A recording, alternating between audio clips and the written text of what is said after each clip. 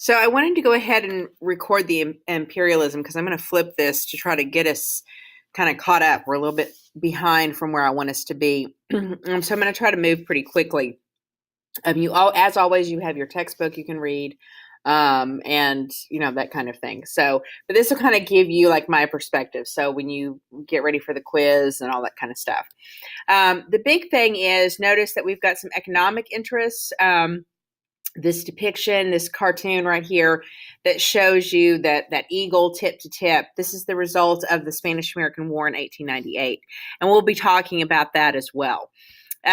So the prevailing question that we have going into the 1890s is, what is going to be our place in the world? The United States had never really had a global presence. We hadn't really, we'd fought with Mexico, but we hadn't had any significant problems anywhere else, right? So we were pretty much coast to coast. But remember that by 1890, 1892, the frontier is closed. We've given away the last land with the Homestead Act.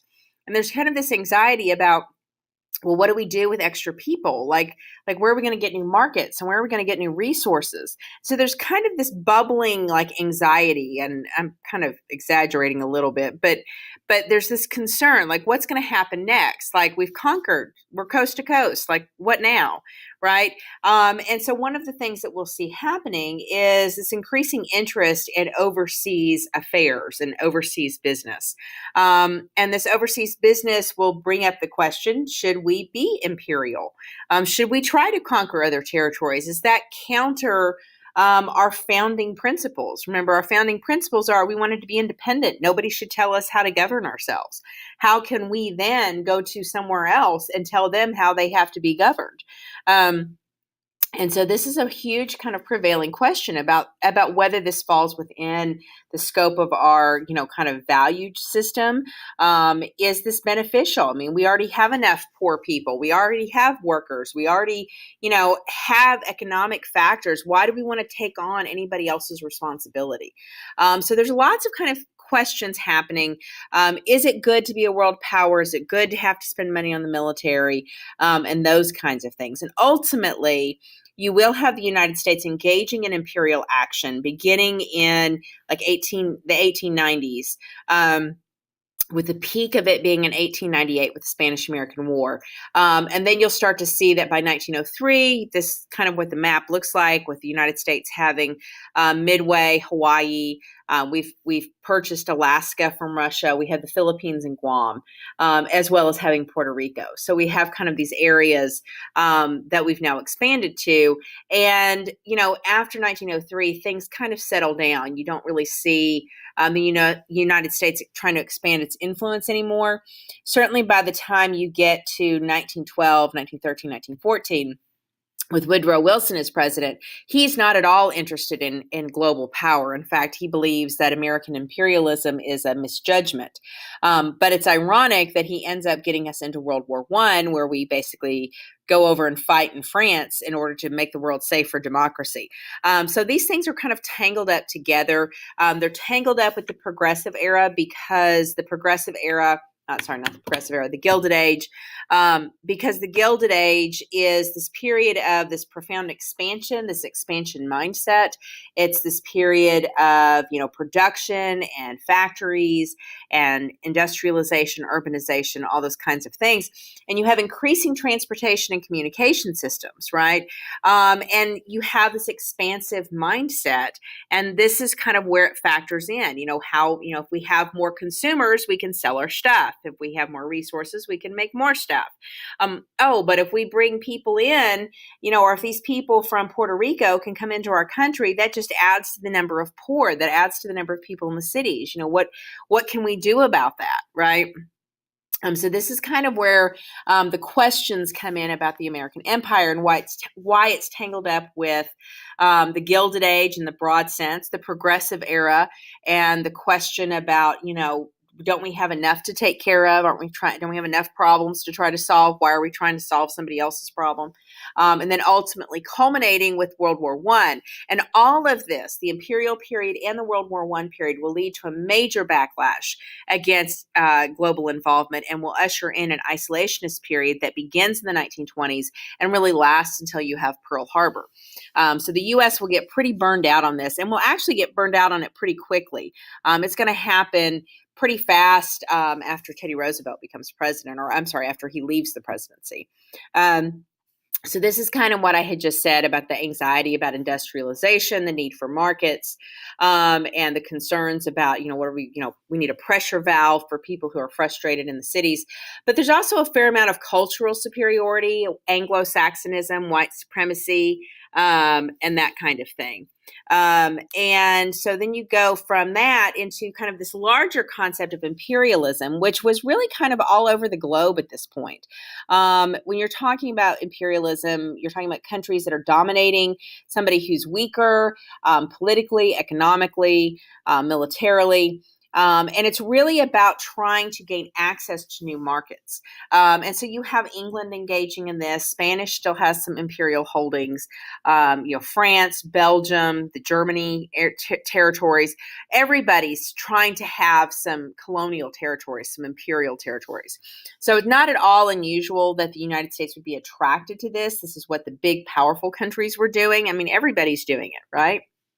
And part of it is this kind of question about markets and tariffs and the tensions that are existing there.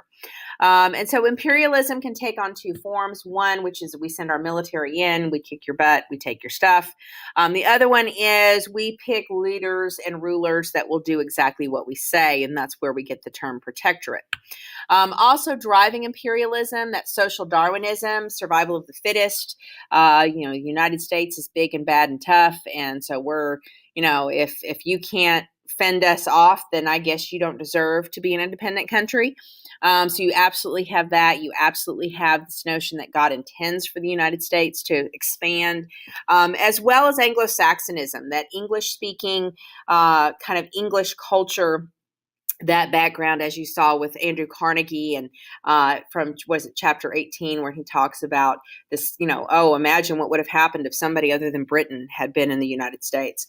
And so you kind of have this attitude that their culture is so superior that they need to take it to somebody else, that they need our culture. They need our culture. They need our language. They need our religious beliefs. And this is, of course, encouraged by a resurgence of kind of missionary activity that begins to happen in the late 1800s, where you have missionaries traveling to Africa and Asia and stuff like that. So kind of that's what Anglo-Saxonism is. Now, the big concept that you must know is the Alfred Thayer Mahan's naval theory. Basically, Mahan comes up. He's this admiral who writes this book about history. So yeah, it's all historians' fault. The influence of sea power upon history from 1660 to 1783. And he makes the argument that the power of the British Empire begins because they have this big, strong navy, and that allows them to dominate the seas. And that if you are able to have a strong navy and you dominate the seas, you control the trade. And if you control the trade, your country becomes wealthy, and then you have all the security and all that kind of stuff. But the issue is that the Navy and the trading relationship go hand in hand, because you need the Navy to protect the trading ships, and you have to have bases, naval bases overseas, because especially in this time period, you can't just you don't have gas engines, right? You have to have steam power. You don't necessarily have widespread refrigeration. You have to be able to get fresh food. You have to be able to get fresh water. So these concerns, the technology issue of trying to have ships that are equipped for people to travel these long distance becomes a big thing with Mahan's naval theory. So he promotes this idea that if the U.S. really wants to be a strong country, we have to have strong trade, which means we have to have a strong navy, which means we have to have naval bases. And this comes out about the same time as Frederick Jackson Turner's frontier thesis that, oh my gosh, the frontier's closed. What are we going to do?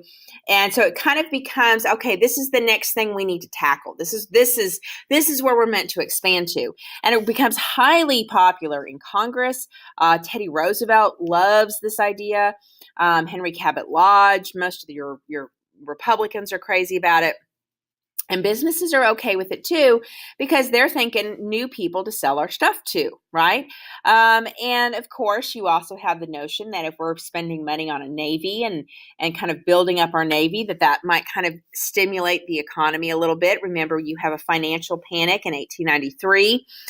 So, hey, if we're shoveling all this money towards the Navy, that's going to stimulate that particular industry. And certainly, the United States really kind of takes hold of this idea and really invest heavily in building a Navy, so that by 1899, we have the third largest Navy in the world. Now, you can thank Teddy Roosevelt for this as kind of your preview for progressive presidents.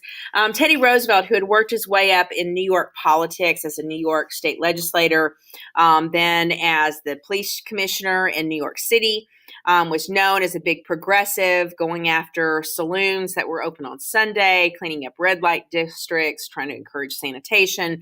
So he's that kind of progressive guy, right? And he gets a position as the Assistant Secretary of the Navy. And as Assistant Secretary of the Navy, he basically gets to, funnel the money, right? So he's basically, the head of the Navy is off playing golf. I'm not sure what he's playing really, but he's not around. Like, he's an old guy. And Teddy Roosevelt's like, it's okay, dude. You go do whatever you want. I got this. And so basically, Teddy Roosevelt funnels a bunch of the budget into ship construction because he's such a huge fan of this Mahan's naval theory. So you can really thank Teddy Roosevelt for the buildup of the Navy. But like I said, I think there's some interesting side notes with kind of stimulating the economy around the Panic of 1893, as well as kind of this desire by businesses to expand their markets and that kind of thing. When we talk about Navy ships, this is what we're talking about, these kind of hybrid ships between steam and sail power. Now, to kind of backtrack a little bit, the U.S., as far as the Pacific Ocean is concerned, our initial kind of foray into this goes all the way back to 1867 when William Seward purchases Alaska. He purchases that, Russia's broke. They need money, so they don't, thinking, oh, there's nothing good in Alaska. So they sell it to us. People call it Seward's Folly because they think, oh, there's nothing there. They think that until they discover gold, in the 1890s. And then you have a gold rush. And then, of course, later they discover oil. We also began to send some missionaries and have some ships going, but we're trading with China. So we have ships going from California over to China. This begins to attract missionary activity who see these islands like the Samoa Islands and Midway Island and Hawaii, and they decide, hey, we can go there, we can Christianize these people. And so it kind of becomes kind of frequent between California and China. Now, one of the big problems, though, is that it's a very long trip to come from the East Coast, from New York, from Boston, Philadelphia, Savannah, Charleston.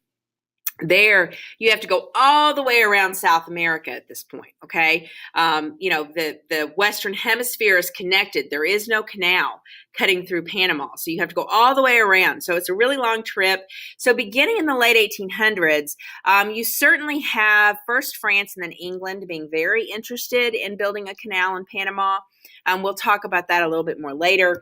Needless to say, they start the canal. Both France and England don't get anywhere. It's not until the U.S. shows up that we actually do that. But you start to have an increased interest with this. You also have concerns with China. China has been taken advantage of, the Opium Wars, and, you had these European powers that had carved out these spheres of influence. And China has a thing called the Boxer Rebellion, which is this group of kind of fundamentalists, kind of nationalists, that want to kick out the European influence, right? They want these Europeans, they've destroyed our country. We want to get rid of them. And so they they basically, start a revolution. Europe threatens to go in and basically carve up China and take their own pieces and like make them their own imperial territories. And John Hay comes in and he says, no, no, no, no, no, we can't do that to China. That wouldn't be right. We need to have an open door policy, right? So that all these powers get together, they help put down the Boxer Rebellion, and they agree that they'll just maintain their spheres of influence, that everybody can trade with China. And this is a great deal for the United States because this way they can have China open for them to trade with, and they don't really have to worry about spending a ton of money to conquer China and that kind of thing. So that kind of, you have that open door policy there. And of course, Roosevelt will continue that open door policy into his administration. So this kind of gives you an idea about colonial holdings. Japan, I think I've mentioned this before when we talked about immigration. So in 1852, the U.S., in trying to counterbalance European powers, right, we actually sailed a ship into Japan, which was very isolated. They wanted to be different than China. They saw what was happening to China. And so they had very restrictive policies, right? They only allowed the Dutch to come in like twice a year, and they can only be there for 2 weeks. And so basically, Commodore Perry shows up and he's like, hey, we really want to have a trade relationship. And we've got these steamships with these big cannons. And the Japanese go, oh my gosh, we're a little bit behind. So we sign a treaty and we begin to trade with Japan. And Japan embarks on this very rapid industrialization. And so that from 1852, really until you get to the 1890s, Japan has rapidly changed. And of course, they're going to start to be a little bit territorially aggressive and start kind of picking on some Sakhalin Islands that are up there close to, you'd have to pull up a map. Let's see, I can probably go back here. So here's Japan. This is Russia up here. So here's China, India. This is Indochina, what becomes Vietnam. So this is Russia, and these islands up here are what the Japanese attack. And you have this thing called the Russo-Japanese War in the early 1900s, kind of actually one of the initial factors for why you have the Russian Revolution. And you have Teddy Roosevelt coming in, and this is part of his gentleman's agreement, which is don't send so many Japanese to the United States. He negotiates this Russo-Japanese treaty that kind of basically gives Japan the Sakhalin Islands, and Russia gets some money and everybody goes home, right? And all this means that with Japan and trading with Japan and the open door policy in China, we have a lot more activity going on. One of the other things that will happen is that you have Teddy Roosevelt, as Japan is being territorially aggressive towards Russia. Teddy Roosevelt gets a little bit concerned because remember, we'll eventually have the Philippines, and he wants to protect the Philippines from Japan. So he will send our Navy around called the Great White Fleet. And so this is this big, strong Navy we've built up, this third biggest Navy in the world. And he sends them on a tour of the Pacific to basically kind of remind Japan, hey, we got big ships, don't make us use them, right? And so the U.S. is kind of intimidating them. So this clearly comes about to protect open door policy, protect American trade, all that kind of stuff. Now, with Hawaii is established as a port, a trading port, a stop off like halfway between California and China, California and Japan, initially settled by American missionaries who pretty quickly, between the missionaries and some businessmen, basically create a bunch of sugar plantations and fruit plantations. This is the origin of the Dole Fruit Company. Sanford Dole is one of the leaders in Hawaii. And you had a treaty in 1875 that exempted Hawaiian sugar from tariffs. So basically these plantation owners are pretty happy. They're able to sell their sugar to the United States. They don't have to worry about tariffs or anything. And this allows for the planters to become very, very powerful. Now, the planters are not particularly nice to the indigenous people. Hawaii had been its own kingdom. And as the planters gain more and more money, thanks to their special kind of trading relationship over the sugar, they become much harder to deal with. So again, we have some tensions. Now, what will happen is that around, I think it's 1885, 1886, that treaty that exempted Hawaiian sugar from tariffs expires, and your southern United States sugar owners kind of pressured Congress not to renew that. So the planters get pretty upset, right? Because now they're having to pay tariffs on the sugar. So they basically go to the king of Hawaii and they try to force him to sign it. Or they don't try. They do get him to force a new constitution that gives a bunch of power to the plantation owners. He will eventually, after a couple years, step down. His niece will ascend to the throne in 1891, Queen Liliuokalani. Queen Liliuokalani is a Hawaiian nativist. She believes in Hawaii. She speaks the language, talks knows the songs, all this kind of stuff. But she's also westernized. She was educated in Europe. She was a monarch, right? She was part of the monarchy of Hawaii. So when the king abdicates, she becomes the queen, and she essentially kind of takes down the old constitution and says, we're going to start a new constitution. Well, the planters, who have a group of U.S. Marines who have stopped over in Hawaii for refueling and getting more food, they get the U.S. Marines to surround the palace and basically put Queen Liliuokalani under house arrest. And basically force her to sign a provisional government. So she has to step down. You have the planters coming up. They begin to make a bid for statehood, which is initially statehood or being made a territory, something like that. It's initially opposed by Grover Cleveland, who feels like that Queen Liliuokalani was not treated correctly, which would be true. But later in 1898, after we've fought the Spanish-American War, what ends up happening is we just kind of tack Hawaii onto everything else. So you kind of have this forced relationship about the Spanish-American War. So the Spanish-American War, very quickly to kind of, again, it kind of jumps around a little bit, but without spending too much time, the big ideas you need to know is Cuba was a colony of Spain, dominant sugar economy, wanted independence. The U.S. had always had a close economic relationship with Cuba because of its proximity. There's some tensions in Cuba, and the U.S. will send a battleship, the USS Maine there. It blows up on accident, actually, because they store the ammunition next to the boilers and they get overheated. But everybody at the time, it's not until the 1970s that we know that. So everybody in 1898 says, oh, it's because the Spanish did it, right? And so basically the U.S. declares war, says that the Spanish have attacked us. And in 6 months, we pretty much kick Spain's butt, right? So this political cartoon shows Uncle Sam getting ready for war, pushing his sleeves up, sword between his teeth.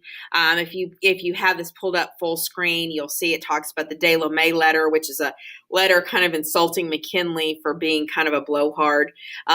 Insults, barbarism, headlines, those kinds of things. So basically what happens, Spain, you've had several kind of independence movements happening in Cuba. Spain doesn't want to give them independence, so they kind of put them off on that way, and basically start rounding people up, and they put them in these concentration camps. So, think American Indian reservations, right? This is where this great idea comes from. And so they put them in there, and of course, as always with these kind of camps, there's lots of disease, and there's poverty, and there's mass starvation, and all this kind of stuff. And the Americans begin to have these stories come out of Cuba. Again, Cuba's very close. All these terrible things are happening. Women are being mistreated, so forth and so on. We've got to do something. And so the U.S. kind of feels like we need to go in and rescue Cuba a little bit. And this is all egged on by this concept called yellow journalism that you need to be familiar with. Yellow journalism are these sensational, exaggerated reports, the original fake news, and it's really meant to manipulate people's opinions. They talk about the Spanish atrocities, they talk about all these terrible things, but they don't really give a whole lot of depth as to what's going on. And you go from that, you have, the Cuban Revolution's beginning to hurt things economically, some business interests. McKinley says, hey, Spain, you've got to negotiate with Cuba. Spain's like, whatever, dude. This is where the De La May letter comes in, and he kind of gets insulted because he's demanding that they negotiate. And so this is in that context that the Maine gets sent there. When it blows up, everyone remember the Maine, and the American public's like, we can't believe that. So on April 11th, McKinley asked for an authorization of war, and the U.S. declares Cuba independent. They basically demand that Spain recognize that, and Spain declares war on the United States. And so you can see the headlines there. Yellow type, or yellow journalism. Battle's over pretty quickly. Basically, the army surrounds Santiago Harbor, and pretty quickly, fights and beats the Spanish army. In fact, more soldiers die of disease than anything else. Teddy Roosevelt, he goes from his position as Assistant Secretary of the Navy, resigns when war breaks out, and basically builds kind of this auxiliary group core of guys. These are typically guys with money, who want to go have an adventure kind of thing. And so they buy their own supplies, they bring their own horses, they pay their own shipping fees, and they basically go to Cuba as an auxiliary corps for the army, right? Back in the days when you used to be able to do this kind of thing. And so they are allowed to kind of your original Blackwater, when they hire like a mercenary group, that's kind of what the Rough Riders are. So they go to Cuba, and Teddy Roosevelt, of course, rides around, right? And he becomes very famous for being a Rough Rider and for doing this. He's very famous for saying these big, brave statements about how we're going to go to Cuba and we're going to defeat the Spanish. And he's very much a war hawk, if you will. So we basically occupy Puerto Rico. August 1898, we have a ceasefire. A month or two later, we have the Treaty of Paris, 1898, that gives Cuba its independence. U.S. buys Guam, Puerto Rico, and the Philippines. And this allows for the U.S. to be a world power. Picture of Teddy Roosevelt and the Rough Riders. And again, that we do have some action in the Philippines. We had those ships in the Pacific. So we go into the Philippines. We pretty much defeat the Spanish very, very quickly. And attack Manila. But the problem is that, there had been an independence movement in the Philippines as well. And initially, we work with the Filipinos in order to kind of retake, kind of kick the Spanish out. But then the Filipinos are expecting that the U.S. will do to the Philippines what we're doing to Cuba, which is, you get to be independent. But that's not what the U.S. is going to do. Now, part of the reason why Cuba's independent is because they actually passed this thing called the Teller Amendment. And the Teller Amendment was the condition that the anti-imperialists put on this allowing funds for action in Cuba, which is, okay, we can do this, but we cannot take this as a territory. It has to be an independent country. That's the only way we're going to do it. And so they have to have this amendment, this law that essentially says that Cuba has to be independent. That doesn't happen with the Philippines. And the U.S., those imperialists who want to expand, want to hold on to the Philippines. It's close to China. It's close to Japan. It'll give us that presence in the Pacific that we really want. And so you'll actually have like 3 or 4 years of kind of fighting between the Filipino revolutionaries and American troops. And it's pretty awful and bloody in a lot of ways. It's a very, very early 20th century version of Vietnam. Lots of people get killed, lots of violence. It's really kind of a forgotten conflict, because it's not really, it happens after the Spanish-American War. It's about putting down this insurrection. So really kind of problematic there that the U.S. does that. One of the critiques of the anti-imperialists is the way we're treating the Filipinos. And it's not until you have William Howard Taft, who was appointed by Teddy Roosevelt, goes in and he basically cracks the whip on the military, tells them to back down, and focuses on progressive things like education and healthcare and infrastructure, and so kind of eases the tensions in the Philippines. And it won't be till after World War II that we give the Philippines their independence. So when you get to 1898, the big question is, what do you do with these territories, particularly like the Philippines and Guam? there's anti-imperialists like Jane Addams, Mark Twain, Samuel Gompers, Andrew Carnegie, who say, we don't need to take on this expense. It'd be more cheap labor. It violates our American principles. We can't do this. And then you've got other people who say, well, no, we need to train them to be democratic. They're not ready yet, right? We need to show them how to be democratic, and then we'll let them have their independence. And so you kind of have that system. So the U.S. suddenly ends up with these territories, which is what this cartoon is. Kind of, oh, look who's been dropped off, right? Puerto Rico becomes unincorporated territory. Puerto Rico, going back to 1900, has been largely mistreated. Fought for years to get what rights they do have, and even today we don't treat them very well, which you can ask me about that if you're interested.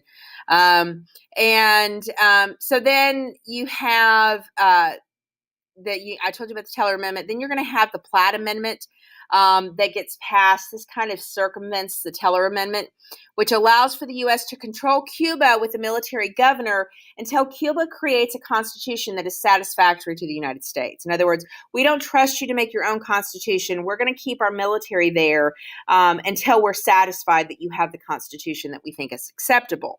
And basically, this constitution says that they can't have a treaty without U.S. approval.